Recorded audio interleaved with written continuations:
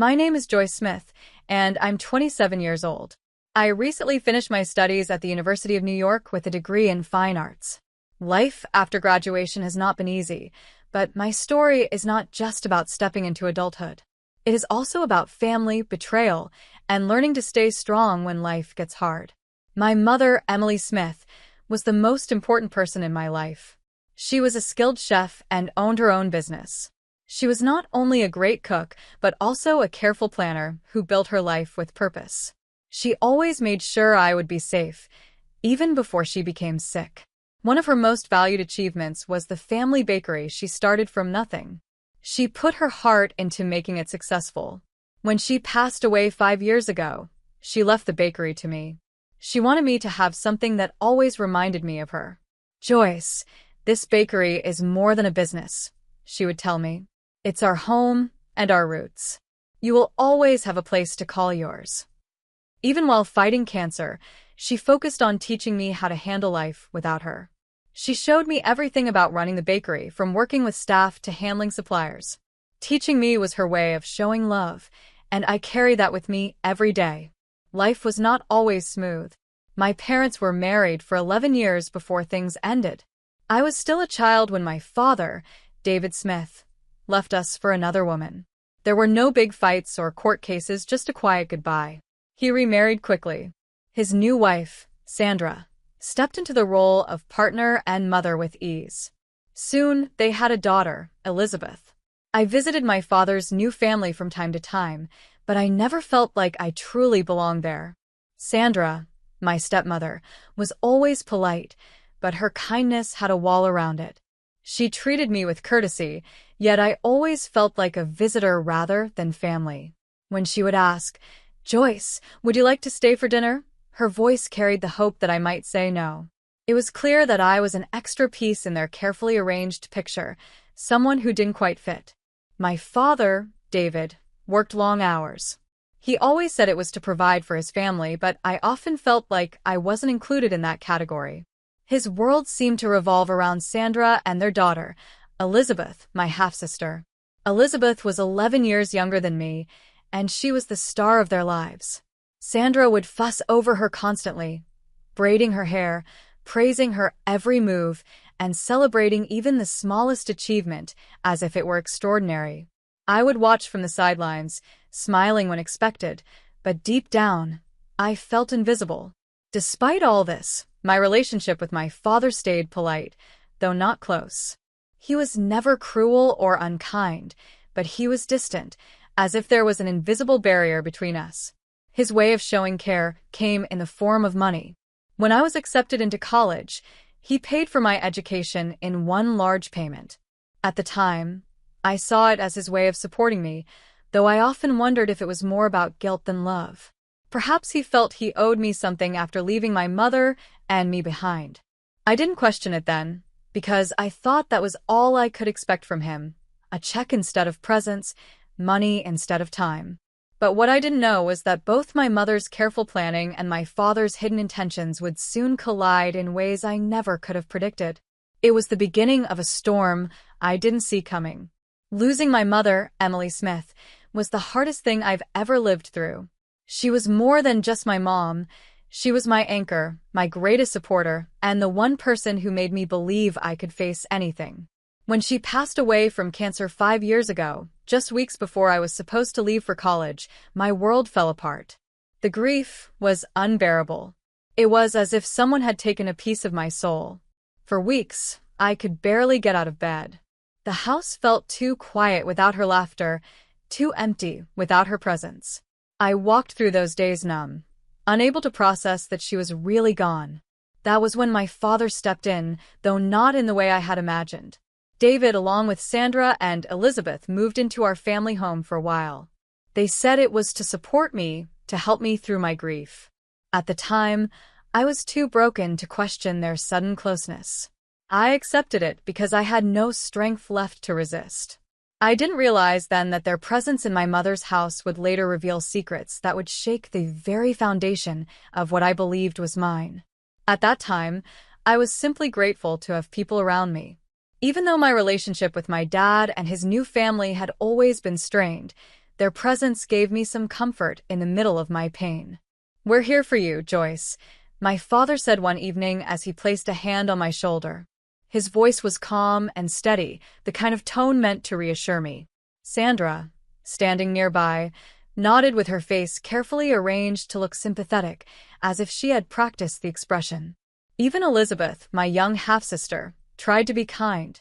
She would smile at me, though I noticed her curious eyes wandering around the house, as if she were exploring a museum, studying every corner of the home that had always been mine. At first, their presence gave me relief. Sandra quickly took charge of daily tasks.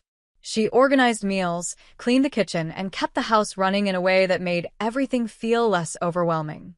My father handled the endless paperwork that comes with losing someone, documents, signatures, and phone calls that I couldn't have managed on my own. Elizabeth would sit with me in the evenings, telling stories about her school, her teachers, and her friends. She was young and full of energy, and her chatter gave me small moments of distraction from the crushing grief that weighed me down. As summer moved closer to its end and my college start date came nearer, I faced a difficult decision about the house. Selling it was unthinkable. This home was my mother's greatest gift to me, her legacy, the place she had fought to keep for us. But the thought of leaving it empty for 5 years while I was away at school didn't feel right either. That's when my father made a proposal. One morning over coffee, he leaned across the table and said, "Joyce, why don't we stay here while you're at school? We'll cover all the bills, take care of the place, and you won't have to worry about anything." Sandra, who was flipping pancakes at the stove, quickly added, "It would be good for all of us. Elizabeth loves her school here, and the house will be in good hands." At that moment, it sounded like a reasonable solution. I was too tired and too heartbroken to question their offer. I agreed, thankful that someone would be there to keep the house alive while I tried to build a future at college. With that, I packed my things and left, carrying the belief that my mother's house and her memory would be cared for. College swept me into a whirlwind of classes, assignments, and late-night study sessions.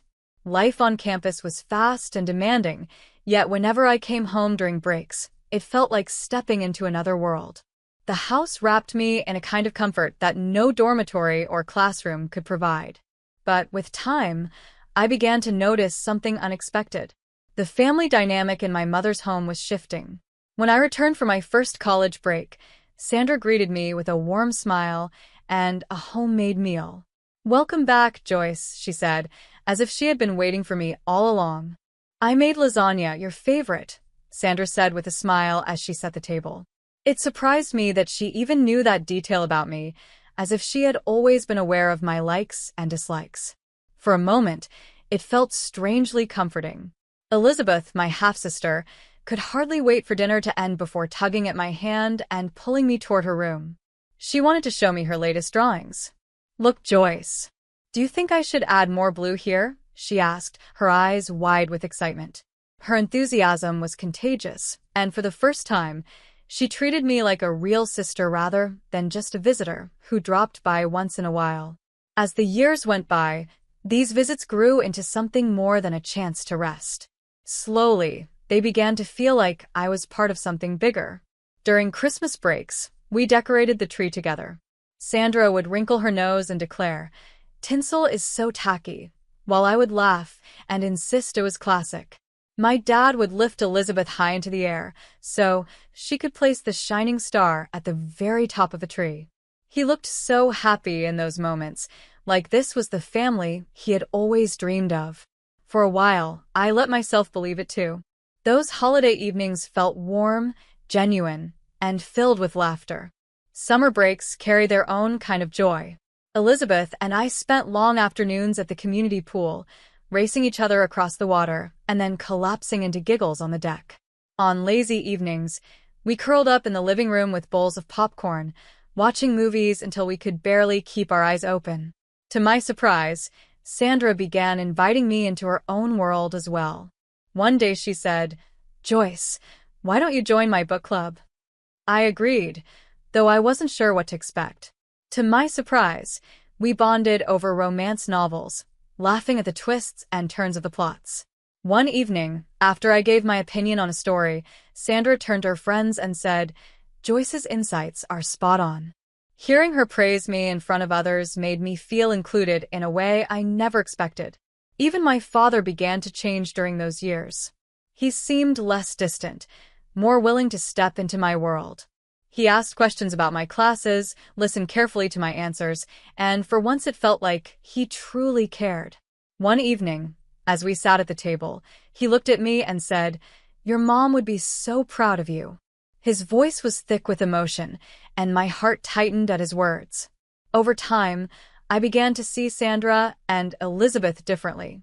Sandra, who had once seemed cold and distant, started to feel almost motherly. She checked in on me, asked about my life, and always made sure I felt welcome. Elizabeth filled the house with her energy, always chattering and looking to me for advice. Her constant questions made me feel like an older sister, a role I had never experienced before. The house itself began to change as well. Small touches of Sandra's style appeared. New curtains in the living room, a neatly arranged centerpiece on the dining table, but none of it erased the warmth my mom had created. Instead, it blended with it, like layers of the past and present weaving together. By the time I realized it, the house no longer felt like just my mother's. It felt like ours. We were building something new together, something that carried her memory while also embracing the family we were becoming. When I graduated, I honestly thought we had built a strange but working kind of family. It wasn't perfect, but it felt like it worked. I never guessed how fragile it really was, or how fast everything could fall apart once hidden truths came to light. Graduating from college felt like turning a page into a brand new chapter of my life. After 5 years of late-night study sessions, hard work, and planning for the future, I finally had my degree. I had also landed a job at a local firm in my hometown, which meant I could return to the house I grew up in. The thought of being back in my mother's house, my house, filled me with comfort and excitement. I imagined settling down there, starting my career, and creating a new life surrounded by the memories of the past. The June afternoon when I came back was bright and warm, the kind of day that makes you feel hopeful. As the taxi pulled into the driveway, I smiled at the familiar sight of the house. The garden was tidy and well cared for, though the roses my mom had planted looked slightly different from how she used to keep them. The house itself looked the same, yet I noticed small changes. Sandra's touch was everywhere now, new curtains in the windows, fresh paint on the shutters. Still, it looked inviting, and I couldn't wait to step inside and make my old room mine again. Dragging my suitcases up the walkway, I pulled out my keys. I felt a rush of relief at the thought of being home again, safe in the place that always gave me peace. But when I slid the key into the lock, it didn't turn. I frowned and tried again, jiggling it slightly. Nothing. Confused, I muttered, "What the hell?" and knocked firmly on the door. I figured it must have been some mistake. Maybe a new lock had been installed, and no one had thought to give me a copy of the key. After a moment, the door opened. Sandra stood in the doorway. For a second, her face showed surprise, but almost instantly it shifted into something more uneasy. She was wearing an apron dusted with flour, clearly in the middle of baking. "Joyce," she said, her voice careful and hesitant. "What are you doing here?" I pushed my suitcase into the entryway, ignoring the uneasy tone in Sandra's voice. "What do you mean?" "I live here," I said firmly, my eyes sweeping over the living room. It looked familiar, yet slightly different.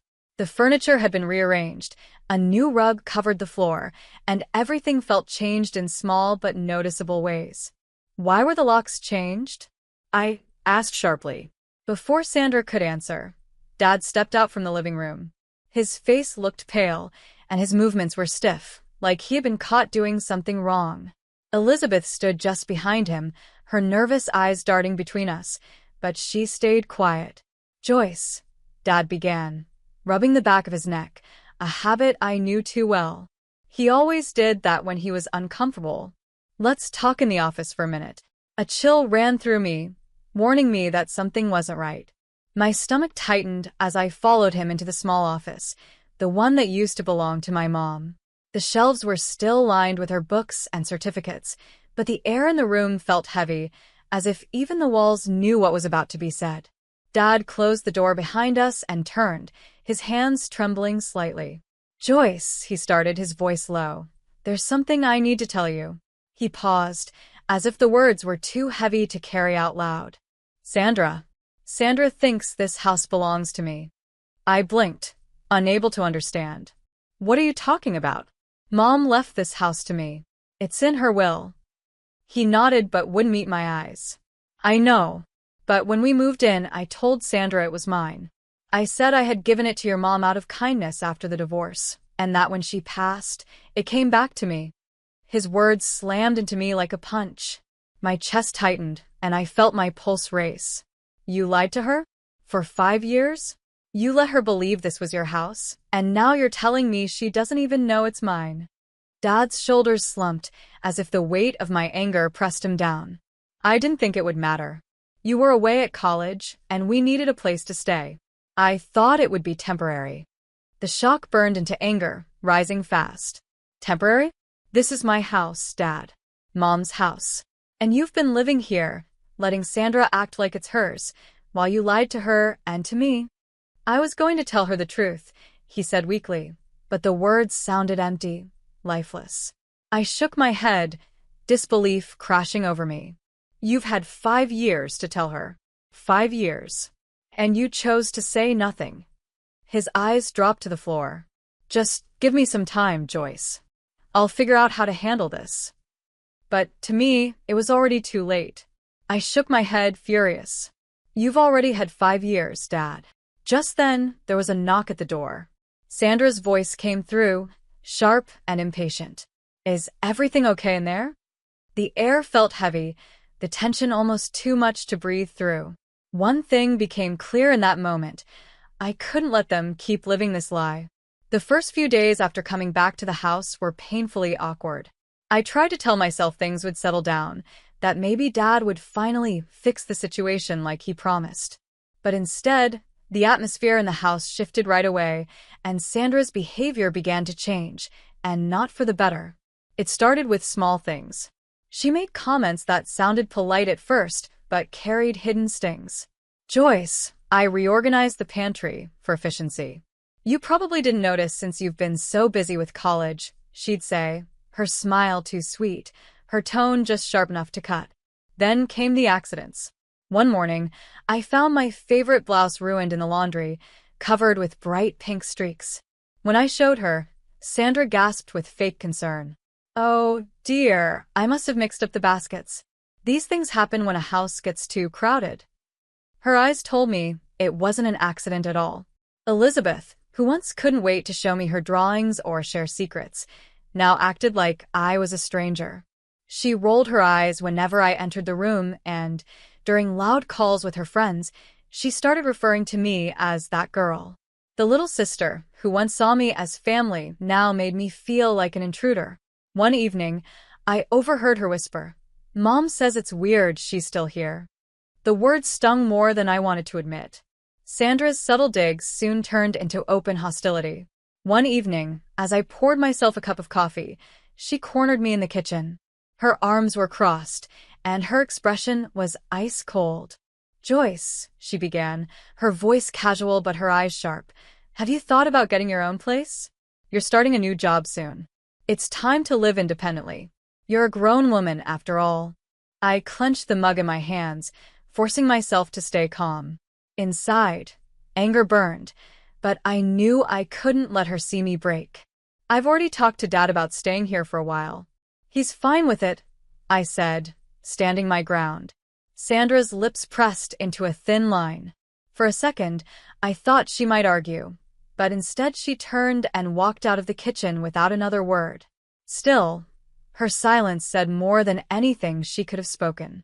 The next morning, I walked into the living room and stopped in my tracks. Everything had been rearranged. My mother's favorite vase, the one she had always placed in the center of the room, was shoved onto a dusty corner shelf. It didn't match the new style, Sandra explained when I asked about it. Her words were casual, but they cut deep. Frustration burned inside me, but I swallowed it down, knowing that arguing with her would only make things worse. The tension in the house grew unbearable. Sandra went out of her way to make sure I knew I wasn't welcome, and Elizabeth followed her lead. She hardly looked at me anymore, and when she did, it was with annoyance, as if I were a stranger in her space. Even Dad, who had always been my safety net, seemed to pull away. He avoided eye contact, left the house early in the morning, and used work as an excuse to escape. I started to feel like a guest in my own home. Family dinners turned into silent battles filled with hidden insults and forced smiles. Sandra would cook exactly enough food for 4 people and then pretend to be surprised when I joined them. "Oh, I didn't think you'd be here for dinner," she'd say lightly, her smile never reaching her eyes. Elizabeth would giggle at her mother's remarks, while Dad sat quietly, staring at his plate, unwilling to confront the situation. Each day, the weight of their rejection grew heavier. I began spending more time in my room, shutting myself away just to avoid the hostility that seemed to follow me everywhere. But even there, behind a closed door, I couldn't escape the feeling of betrayal.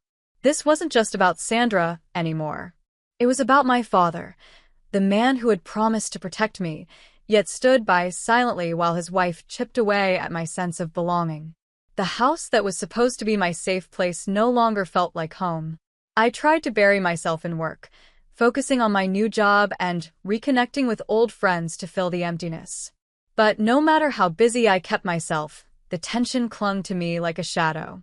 Every day, the cracks in our fragile family grew wider, and deep down, I couldn't shake the feeling that something much worse was coming. I felt like I was being pushed out of my own life. Thursday morning was strangely quiet. No smell of Sandra's weekend baking drifted from the kitchen. No loud music thumped from Elizabeth's room. No soft sound of the TV where Dad usually watched sports. The silence felt eerie, like the whole house was holding its breath. I slipped out of bed and padded down the stairs. "Hello? Sandra?" "Dad." I called out, but there was no answer. The kitchen looked spotless, not just clean, but untouched since the night before. The living room was the same, pillows neatly arranged on the couch, everything too perfect. Even the usual mess by the front door. Elizabeth's shoes, Sandra's handbag, was gone. I hurried to the window and peeked outside. Dad's car wasn't in the driveway. My chest tightened. I grabbed my phone, expecting a text or a note explaining where they were. But there was nothing. Confused, I dialed Dad's number. Straight to voicemail. I frowned and tried again, then again, but still nothing. Finally, I pressed Sandra's number. She picked up on the 6th ring. Her voice was sharp, impatient. "What do you want, Joyce?" The sound of waves and tropical music played faintly in the background. I just wanted to know where everyone is," I said, thrown off by her tone. I woke up and the house was empty. She laughed, but it wasn't warm.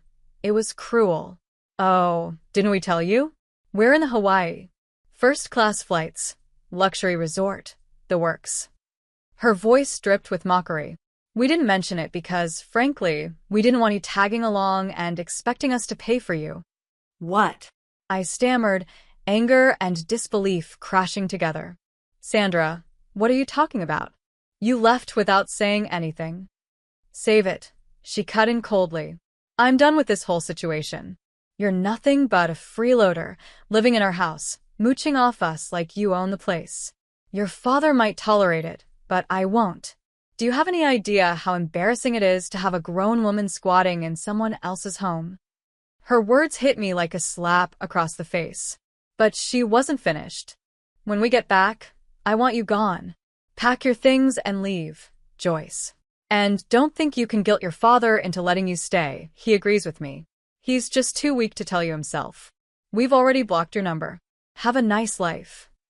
The line went dead before I could even respond. For a moment, I just stood there, the phone shaking in my hand. Her cruel words echoed in my mind, and the weight of the betrayal crashed over me like a wave. But then something inside me shifted. The sadness and disbelief faded, replaced by anger, sharp, hot, and focused. This was my house. My mother's house. And I was done playing nice.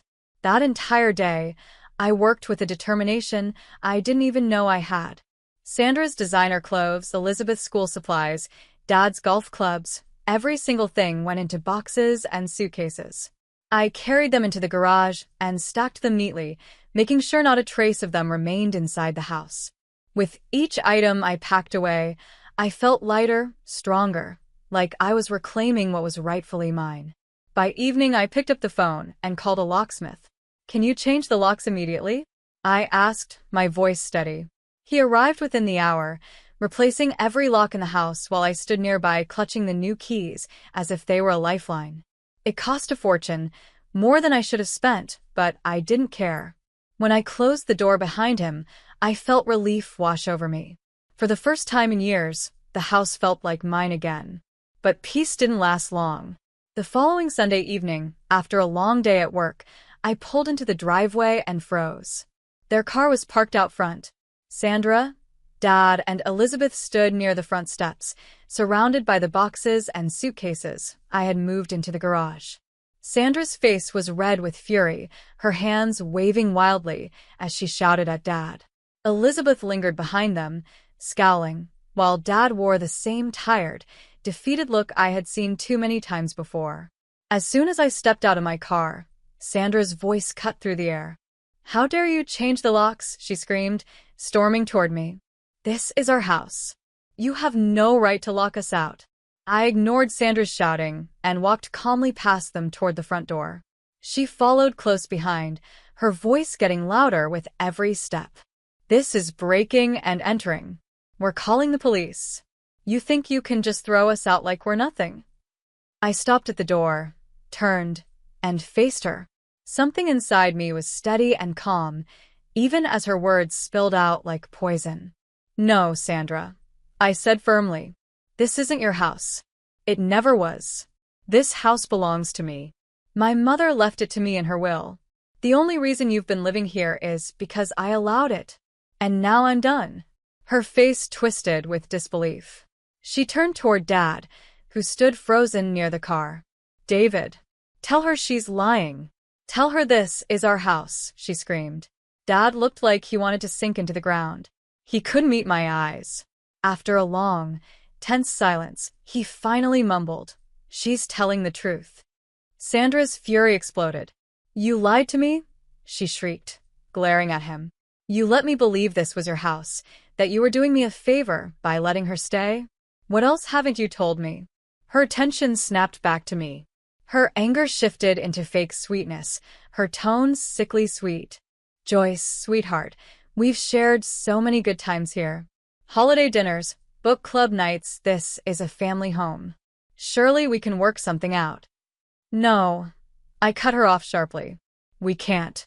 Your things are in the garage. Take them and leave." Her mask cracked, and the venom returned to her voice. "You ungrateful little brat.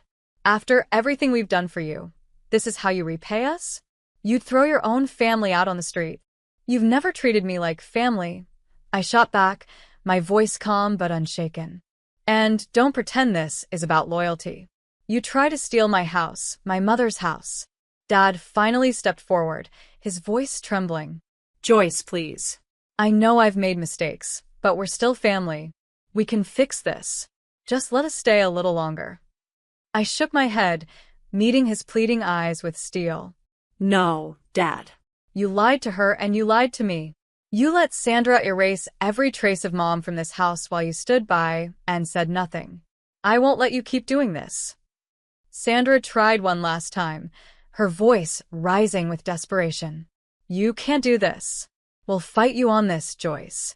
I opened the door and stepped inside, turning to face them one last time.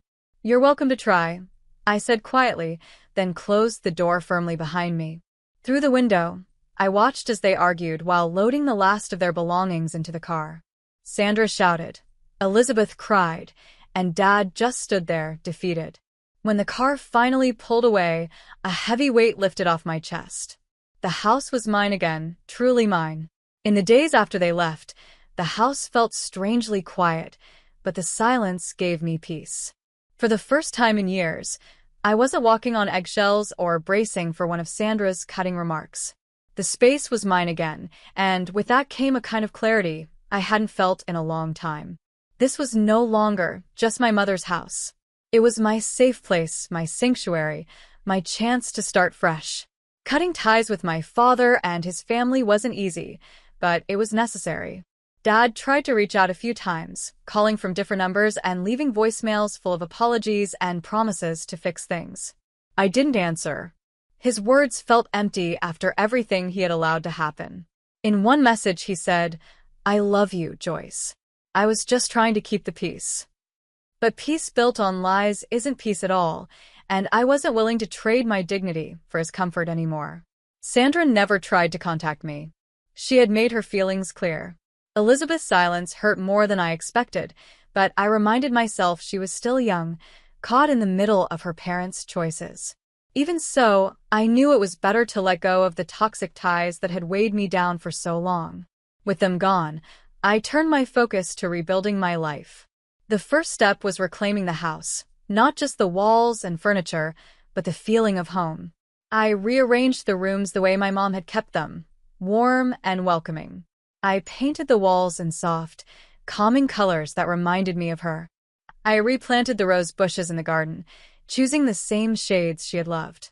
Each small change felt like a step toward honoring her memory, while also making the house my own.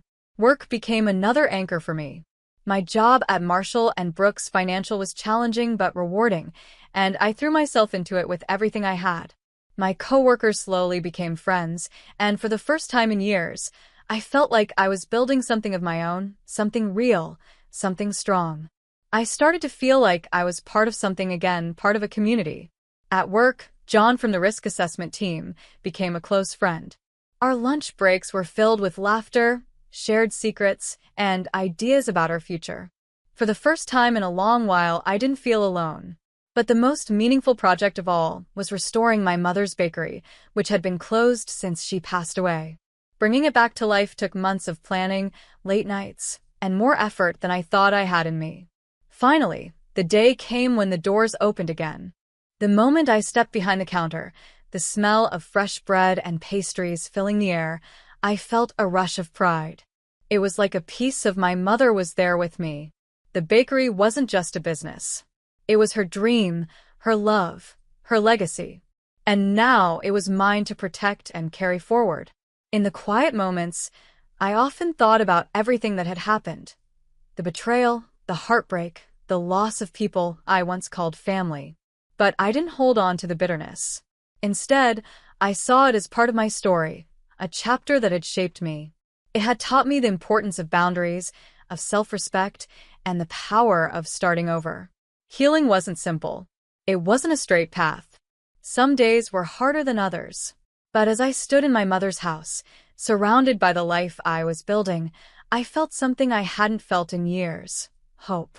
My mother had always believed in planning for the future. She wanted me to be strong, to stand on my own. Now I finally understood why.